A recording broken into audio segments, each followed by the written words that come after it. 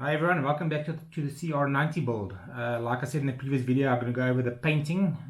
I've basically done what I said I'd do. I've taped everything off and done the paint job. I want to show you guys which panels I can see on the images of the original model from the movie, and then you guys can maybe note more areas that need work.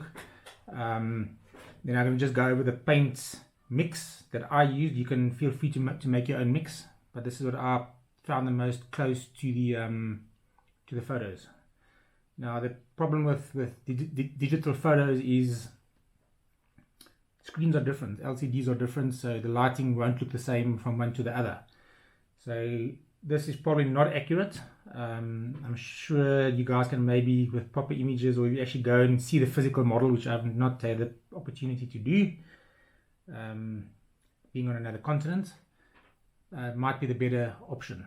So feel free to change the colors as you like, but this is my mix that I made. So I'm going to go from the front to the back. Just explain my quick process. I have explained during all the videos. I use a Tamiya surface primer before I do anything. Sometimes before I even sand parts down with the fill holes, etc. You can see more with the thing that's grey because the resin's white. Okay, and then my base coat is Tamiya AS20, used on I think I can use on most spacecraft, aircraft, etc. It's actually a aircraft paint, AS aircraft standard 20. Okay, I use it on my the Agostini Falcon, and it came out very well. Okay, so feel free to use another paint, but I like spray cans because they're a quick job as well. And then shading certain areas with depth, I used NATO black. You can use matte black, but I like the color of NATO. It's different to the acrylic one that's in the little bottle. It's not exactly the same, but it works very well. Okay, so I'm going to work from front to back. So just out of interest sake, for all my taping, I used again this Tamiya tape of varying thicknesses. You can use any tape you like.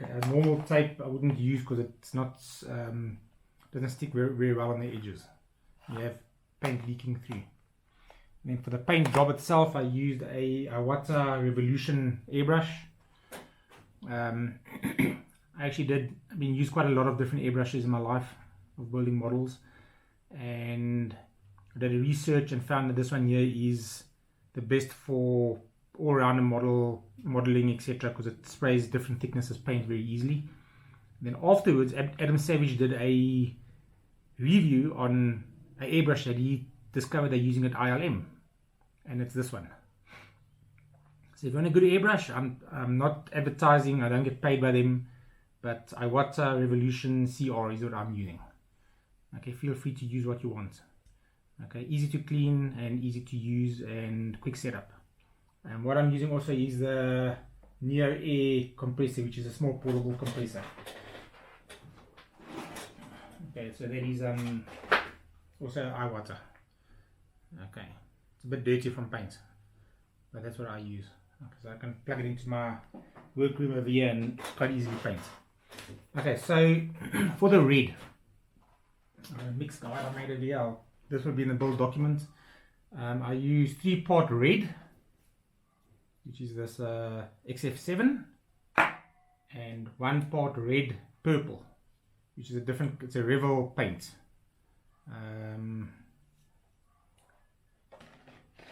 Let's have it. It says purple something 33. I'll put a decent photograph of it up on the build document. Okay, so that's for the red. Then there's a like mustard yellowy color. I couldn't exactly get it to 100%. It's difficult to see on the images. I used orange, which is LP51. I'm not sure if this is standard or not. I bought this in Tokyo, so I'm not sure but this is a normal orange. Looks normal to me. And then yellow XF3. Okay, so it was 4-part yellow to 1 part of this orange to get the mustardy yellowy look. Okay, light gray, I took the actual light gray XF66. Okay, so for the light gray, I mixed, like I said, light gray and X2 white, 50-50 to get the light gray. And then for the normal gray, which is darker, I used the light gray, which is pretty dark. In my opinion, it looks more like the right color. Okay, then there's like a turquoisey green color on the back of the engine. I had to do a couple of mixes on parts. I came up with this blue X14, XF69, which is the NATO black, like I mentioned before, and a green X28. So I did 4 parts blue and then 1 part green and 1 part NATO black to get the greenish turquoise dark color. Okay, so I'm now going to show you the parts and just so you can have an idea the panels that must be painted in these different colors. I'll go from front to back. So here is the red on the head and neck section. Obviously your rings, which is very obvious, your front window area, and then the sides. Okay, and then on this part there's only 2 extra parts that need to be painted. You got your yellow, it's got a yellow square on the bottom, or mustard yellow, and sorry, it's got an extra one here. It's got a grey, light grey strip at the bottom, and then the turquoisey green color on the top over there. That's the left hand side. Okay, next would be your central sections. So I'll do the bottom first. Okay, so you got your red strips along the edge. Move this down. Okay, over there and over there. And then on the left hand side there's a grey square and a yellow square, or grey square and a yellow triangle. Okay, now to get this tape into this section between these escape pods is not possible to get a straight line. So what I did, I took a piece of cardboard. I don't have one here now. Just to give you an idea, I'll use a piece of plastic. Okay, so what I did was I squeezed this in and then I let it bend downwards. So it bends this way, like that. Okay, and then I sprayed in at the bottom without any tape. So it's very, very tight against the bottom, and it actually makes a line. Unless you want to tape it, but I didn't have the time or didn't take the effort to try and get between all of these little parts. Okay, next would be the top section, which still has tape on it, by the way. Okay, because this part over here still needs to be painted. Now that's actually not a color. Okay, so what I'm going to do is I'm going to use the tape off parts, and I can use my finger with some of the powder that I'll show you just now for withering, and I'm going to rub it on there because it goes from dark to light. Okay, then you got your stripes as before, but you got space now to do it, to put your tape on.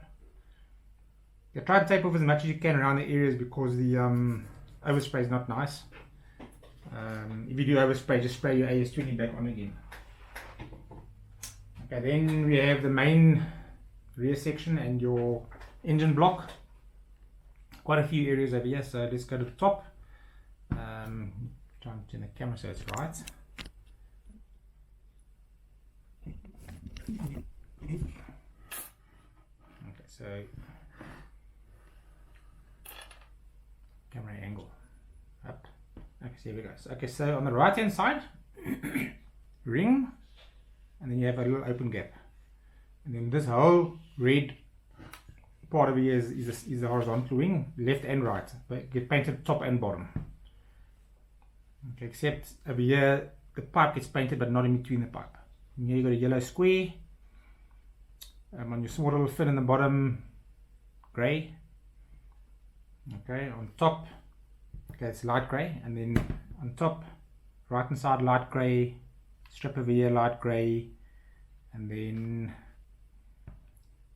you got your like turquoisey greeny color on top where the radar dish goes, and then on the right hand side. over here. Okay, over here you have a yellow. I think I've already mentioned the yellow. Nothing else there. Left hand side, same thing, the whole ring gets painted. These parts here get a square coming out and just terminating just before the edge. Okay, bottom, the dark grey is only, this is the only place where the dark grey is.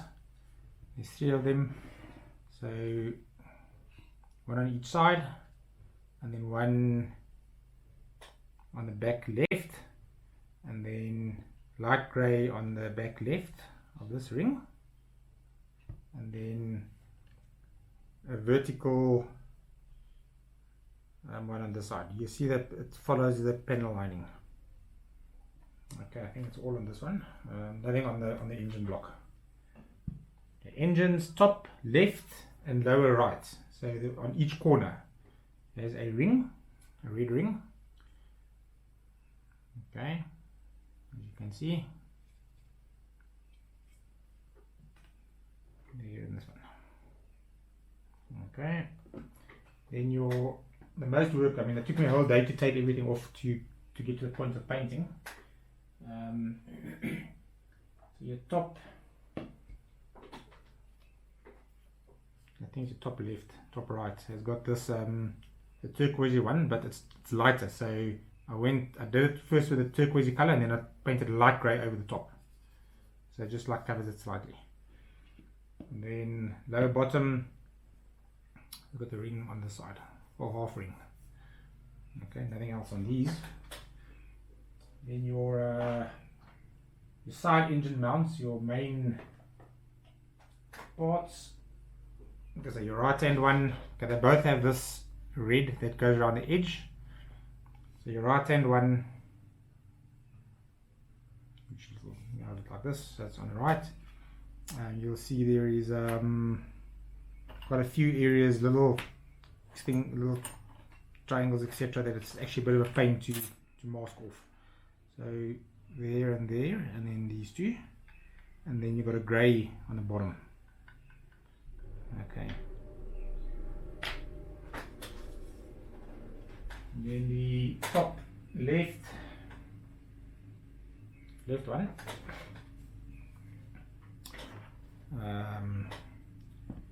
has also the red, and then you got 2 of these turquoise colors, and then the yellow.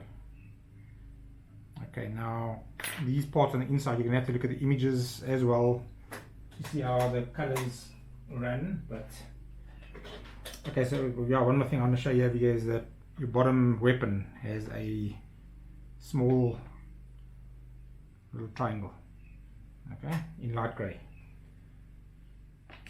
and then the rear, which this part goes in there, has yellow on it as well. Okay, and then these parts, which I've said right top, right bottom, left top, left bottom. So left top, left bottom, there's a configuration of your color. It's that greeny turquoise color, and then right top, right bottom. Okay, there should be a white line between, or the normal undercoat. All these parts are painted first with hairspray, with a brush, let it dry. What you can do, then you can put a bit of water over the top and let it sit for about a minute, and you can scrape it off with a toothpick or a sharp object. And I plan to do that with this central section, just to clear it out. So all the chipping, I'm going to do that with that technique. Afterwards, I'll come in and do withering. What I'm going to be using is a variety of these Tamiya powders, soot, rust. You got all different types: snow, oil stain, burnt red, more soot, and then orange rust is quite nice and it sticks quite well. And then I also have these MIG powders, which I think will work well for the engines, like track rust and what is this one? Metal slag. I haven't used this one yet, metal slag. but you can see what they are. Okay, so I'm going to do all the chipping, then I'm going to weather it, sorry, like weather, not wither, weather. And then other things, sorry, that you can use as a pen line, which I use in certain areas. And then I'm going to airbrush around the nozzles and then into these areas where the escape pods go. Okay, so the next video when I come back, I think maybe I'll have the chipping done. I might do a video, or I might complete the whole kit and come back show the complete model. But it's basically finished, except the paint. And then I'll do a separate video for the Falcon upgrade and the interior. Okay, thanks. See you guys in the next one.